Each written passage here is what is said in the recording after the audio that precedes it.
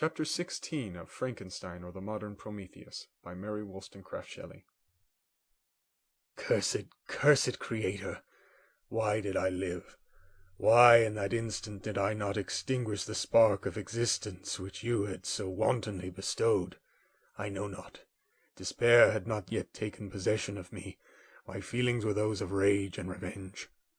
I could with pleasure have destroyed the cottage and its inhabitants, and have glutted myself with their shrieks of misery. When night came, I quitted my retreat and wandered in the wood, and now, no longer restrained by the fear of discovery, I gave vent to my anguish in fearful howlings. I was like a wild beast that had broken the toils, destroying the objects that obstructed me, and ranging through the wood with a stag-like swiftness. Oh, what a miserable night I passed! The cold stars shone in mockery, and the bare trees waved their branches above me. Now and then the sweet voice of a bird burst forth amidst the universal stillness. All save I were at rest or in enjoyment. I, like the arch-fiend, bore a hell within me, and finding myself unsympathized with, wished to tear up the trees, spread havoc and destruction around me, and then to have sat down and enjoyed the ruin. But this was a luxury of sensation that could not endure. I became fatigued with excess of bodily exertion and sank on the damp grass in the sick impotence of despair. There was none among the myriads of men that existed who could pity or assist me, and should I feel kindness towards my enemies? No! From that moment I declared everlasting war against the species, and more than all, against him who had formed me and sent me forth to this unsupportable misery.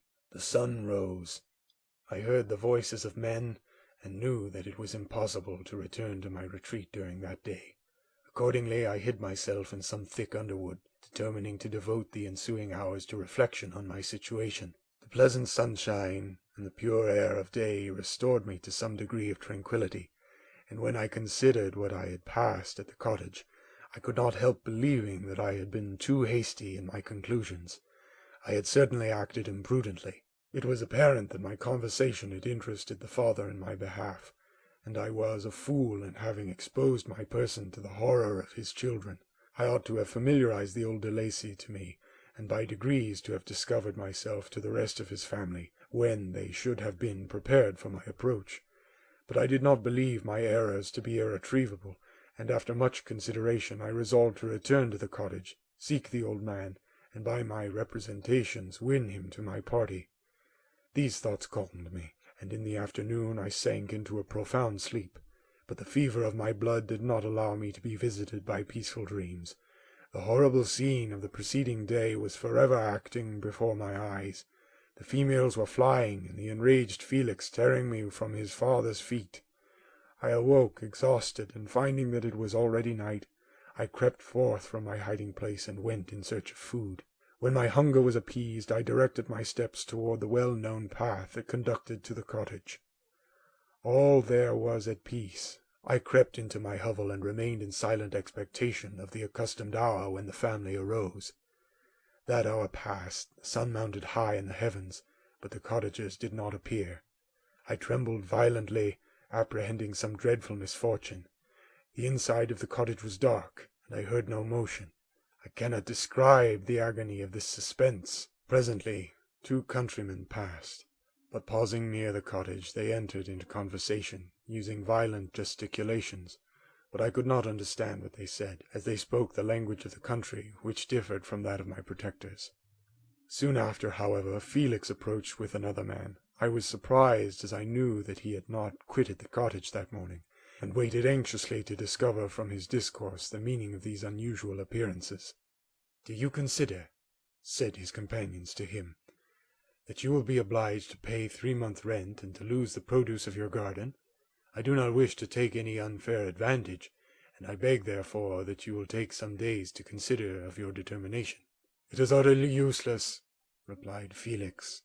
"We can never again inhabit your cottage. The life of my father is in the greatest danger, owing to the dreadful circumstance that I have related. My wife and my sister will never recover from their horror. I entreat you not to reason with me any more. Take possession of your tenement, and let me fly from this place."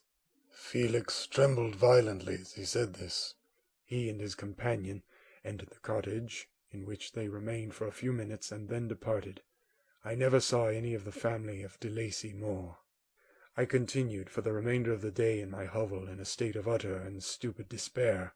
My protectors had departed and had broken the only link that held me to the world. For the first time the feelings of revenge and hatred filled my bosom, and I did not strive to control them, but allowing myself to be borne away by the stream, I bent my mind toward injury and death. When I thought of my friends, of the mild voice of de Lacy, the gentle eyes of Agatha, and the exquisite beauty of the Arabian, these thoughts vanished, and a gush of tears somewhat soothed me. But again, when I reflected that they had spurned and deserted me, anger returned, a rage of anger, and unable to injure anything human, I turned my fury towards inanimate objects. As night advanced, I placed a variety of combustibles around the cottage, and after having destroyed every vestige of cultivation in the garden, I waited with forced impatience until the moon had sunk to commence my operations. As the night advanced, a fierce wind arose from the woods and quickly dispersed the clouds that had loitered in the heavens. The blast tore along like a mighty avalanche, and produced a kind of insanity in my spirits that burst all bounds of reason and reflection. I lighted the dry branch of a tree, and danced with fury around the devoted cottage, my eyes still fixed on the western horizon, the edge of which the moon nearly touched. A part of its orb was at length hid, and I waved my brand. It sank, and with a loud scream I fired the straw and heath and bushes which I had collected. The wind fanned the fire, and the cottage was quickly enveloped by the flames, which clung to it and licked it with their forked and destroying tongues. As soon as I was convinced that no assistance could save any part of the habitation, I quitted the scene and sought for refuge in the woods. And now, with the world before me, whither should I bend my steps? I resolved to fly far from the scene of my misfortunes, but to me, hated and despised, every country must be equally horrible. At length the thought of you crossed my mind. I learned from your papers that you were my father, my creator, and to whom could I apply with more fitness than to him who had given me life? Among the lessons that Felix had bestowed upon Safie, geography had not been omitted. I had learned from these the relative situations of the different countries of the earth. You had mentioned Geneva as the name of your native town, and towards this place I resolved to proceed. But how was I to direct myself? I knew that I must travel in a southwesterly direction to reach my destination, but the sun was my only guide. I did not know the names of the towns that I was to pass through, nor could I ask information from a single human being, but I did not despair. From you only could I hope for succor, although towards you I felt no sentiment but that of hatred. Unfeeling, heartless creator, you had endowed me with perceptions and passions, and then cast me abroad an object for the scorn and horror of mankind. But on you only had I any claim for pity and redress, and from you I determined to seek that justice which I vainly attempted to gain from any other being that wore the human form. My travels were long, and the sufferings I endured intense. It was late in autumn when I quitted the district where I had so long resided. I travelled only at night, fearful of encountering the visage of a human being. Nature decayed around me, and the sun became heatless. Rain and snow poured around me. Mighty rivers were frozen. The surface of the earth was hard and chill and bare, and I found no shelter. O earth! How often did I imprecate curses on the cause of my being! The mildness of my nature had fled, and all within me was turned to gall and bitterness. The nearer I approached to your habitation, the more deeply did I feel the spirit of revenge enkindled in my heart. Snow fell, and the waters were hardened, but I rested not. A few incidents now and then directed me, and I possessed a map of the country. But I often wandered wide from my path.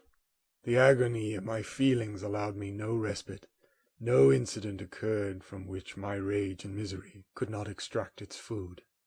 But a circumstance that happened when I arrived on the confines of Switzerland, when the sun had recovered its warmth and the earth again began to look green, confirmed in an especial manner the bitterness and horror of my feelings.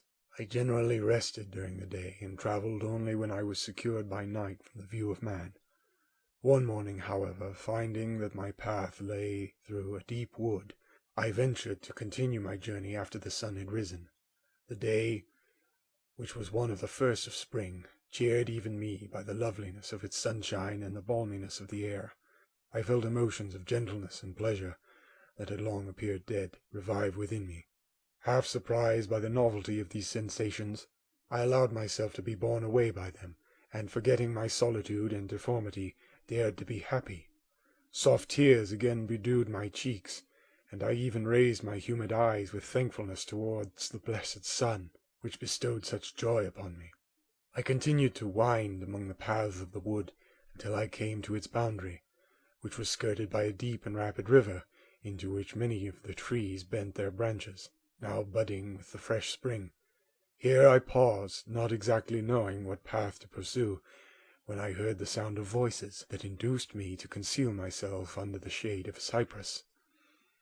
I was scarcely hid when a young girl came running towards the spot where I was concealed, laughing, as if she ran from someone in sport. She continued her course along the precipitous sides of the river, when suddenly her foot slipped, and she fell into the rapid stream. I rushed from my hiding place, and with extreme labor, from the force of the current, saved her and dragged her to shore.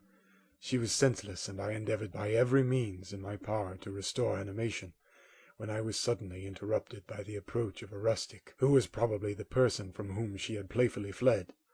On seeing me, he darted towards me, and tearing the girl from my arms, hastened towards the deeper part of the wood. I followed speedily, I hardly knew why, but when the man saw me draw near, he aimed a gun which he carried at my body and fired. I sank to the ground, and my injurer, with increased swiftness, escaped into the wood. This was then the reward of my benevolence? I had saved a human being from destruction, and as a recompense I now writhed under the miserable pain of a wound which shattered the flesh and bone. The feelings of kindness and gentleness which I had entertained but a few moments before gave place to hellish rage and gnashing of teeth. Inflamed by pain, I vowed eternal hatred and vengeance to all mankind, but the agony of my wound overcame me. My pulses paused, and I fainted. For some weeks I led a miserable life in the woods, endeavoring to cure the wound which I had received. The ball had entered my shoulder, and I knew not whether it had remained there or passed through. At any rate, I had no means of extracting it. My sufferings were augmented also by the oppressive sense of the injustice and ingratitude of their infliction. My daily vows rose for revenge, a deep and deadly revenge, such as would alone compensate for the outrages and anguish I had endured. After some weeks my wound healed, and I continued my journey. The labors I endured were no longer to be alleviated by the bright sun or gentle breezes of spring. All joy was but a mockery which insulted my desolate state, and made me feel more painfully that I was not made for the enjoyment of pleasure. But my toils now drew near a close, and in 2 months from this time I reached the environs of Geneva. It was evening when I arrived, and I retired to a hiding place among the fields that surround it to meditate on what manner I should apply to you. I was oppressed by fatigue and hunger, and far too unhappy to enjoy the gentle breezes of evening, or the prospect of the sun setting behind the stupendous mountains of Jura. At this time a slight sleep relieved me from the pain of reflection, which was disturbed by the approach of a beautiful child, who came running into the recess I had chosen, with all the sportiveness of infancy. Suddenly, as I gazed on him, an idea seized me that this little creature was unprejudiced, and had lived too short a time to have imbibed a horror of deformity. If, therefore, I could seize him and educate him as my companion and friend, I should not be so desolate in this peopled earth. Urged by this impulse, I seized on the boy as he passed and drew him towards me. As soon as he beheld my form, he placed his hands before his eyes and uttered a shrill scream. I drew his hand forcibly from his face and said, "Child, what is the meaning of this? I do not intend to hurt you. Listen to me." He struggled violently. "Let me go," he cried. "Monster, ugly wretch! You wish to eat me and tear me to pieces. You are an ogre. Let me go, or I will tell my papa." "Boy, you will never see your father again. You must come with me." "Hideous monster! Let me go. My papa is a syndic. He is Monsieur Frankenstein. He will punish you. You dare not keep me." "Frankenstein! You belong then to my enemy, to him towards whom I have sworn eternal revenge. You shall be my first victim." The child struggled and loaded me with epithets which carried despair to my heart. I grasped his throat to silence him, and in a moment he lay dead at my feet. I gazed on my victim, and my heart swelled with exultation and hellish triumph. Clapping my hands, I exclaimed, "I, too, can create desolation. My enemy is not invulnerable. This death will carry despair to him, and 1,000 other miseries shall torment and destroy him." As I fixed my eyes on the child, I saw something glittering on his breast. I took it. It was a portrait of a most lovely woman. In spite of my malignity, it softened and attracted me. For a few moments I gazed with delight on her dark eyes, fringed by deep lashes, and her lovely lips, but presently my rage returned. I remembered that I was forever deprived of the delights that such beautiful creatures could bestow, and that she whose resemblance I contemplated would, in regarding me, have changed that air of divine benignity to one expressive of disgust and affright. Can you wonder that such thoughts transported me with rage? I only wonder that at that moment, instead of venting my sensations in exclamations and agony, I did not rush among mankind and perish in the attempt to destroy them. While I was overcome by these feelings, I left the spot where I had committed the murder, and seeking a more secluded hiding place, I entered a barn which had appeared to me to be empty. A woman was sleeping on some straw. She was young, not indeed so beautiful as her whose portrait I held, but of an agreeable aspect, and blooming in the loveliness of youth and health. Here, I thought, is one of those whose joy-imparting smiles are bestowed on all but me. And then I bent over her and whispered, "Awake, fairest, thy lover is near, he who would give his life but to obtain one look of affection from thine eyes. My beloved, awake." The sleeper stirred. A thrill of terror ran through me. Should she indeed awake and see me and curse me and denounce the murderer? Thus would she assuredly act, if her darkened eyes opened and she beheld me. The thought was madness. It stirred the fiend within me. Not I, but she, shall suffer. The murder I have committed because I am forever robbed of all that she could give me. She shall atone. The crime had its source in her. Be hers the punishment. Thanks to the lessons of Felix and the sanguinary laws of man, I had learned now to work mischief. I bent over her and placed the portrait securely in one of the folds of her dress. She moved again, and I fled. For some days I haunted the spot where these scenes had taken place, sometimes wishing to see you, sometimes resolved to quit the world and its miseries forever. At length I wandered towards these mountains, and have ranged through their immense recesses, consumed by a burning passion which you alone can gratify.